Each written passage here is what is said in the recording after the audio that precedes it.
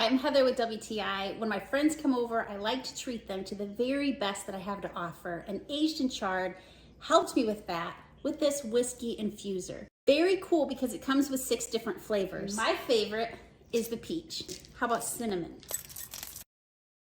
Orange peel. Oh, look at the chunks. That is an amazing fresh orange taste. This makes the most tasty bourbon.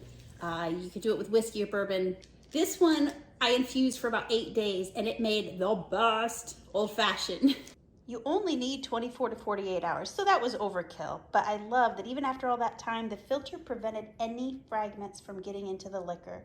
This has elevated our taste and gives our guests and ourselves a top-notch, flavorful drink experience. Aged and Charred always has the best. When I infuse, I have no need to smoke to add any kind of flavor. The infusion makes such a good flavor that I don't even have to mix anything with it.